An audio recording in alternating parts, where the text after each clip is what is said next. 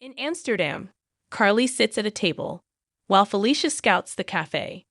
Carly shows a worker a photo of Bobby and asks if he recognizes her, but the man says he can't help her. He walks off, and Felicia sits down and reminds her they can't outright question people as these people keep their identity a secret. Carly vents that they don't even know what the contact looks like. Felicia says in the PI business, it's not knowing who to look for but what to look for. They sit at different tables and talk through earpieces. A woman enters and speaks with the man Carly questioned before. Felicia believes this might be Bobby's contact. They approach the woman, who initially says she doesn't know Bobby until they tell her she died. She sits down with them and explains Bobby was a regular here, and one day she saw her reading an article on human trafficking. The woman explains Bobby opened up to her about her past as someone who was involved in human trafficking. She reveals Bobby opened her home as a refuge to hide people until paperwork came through to get them out of the country. Carly asks about the young woman Bobby was trying to help. The woman says her name is Cornelia, and Bobby arranged for her to stay somewhere in Canada. She assumed Cornelia got to America, but Carly reveals Bobby passed away here in Amsterdam. They realize the woman may still be hiding there, and that means the paperwork never got through.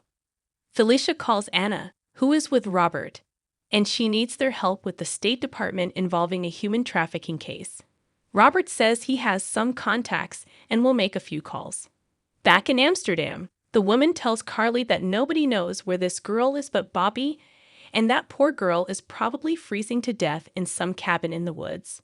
Carly realizes she's hiding in Luke's old cabin, which Tracy mentioned yesterday in passing.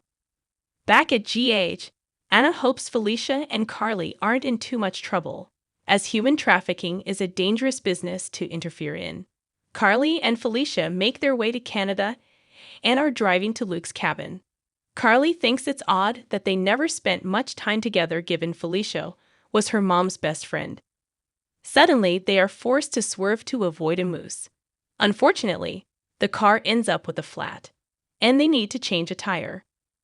As they change the tire, Felicia admits there is a reason they were never close, and it was because when she came to Port Charles, she not only destroyed Bobby's life, but her marriage, and she's probably held onto that resentment.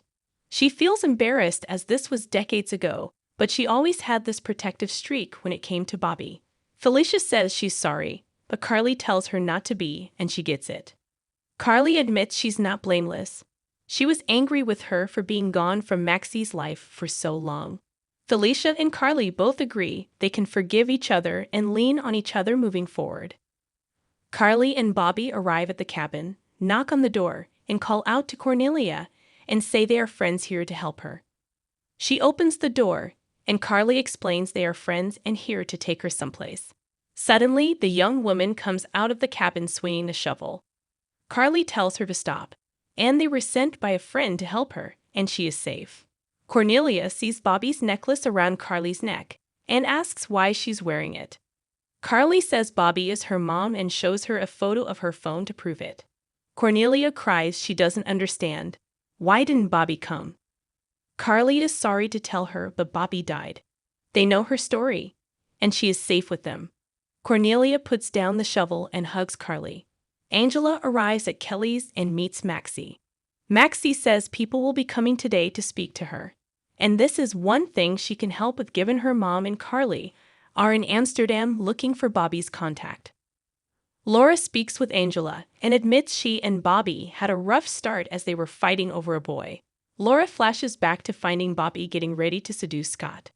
She says Bobby was someone who said what was on her mind. She could have a sympathetic ear, but also give one a reality check.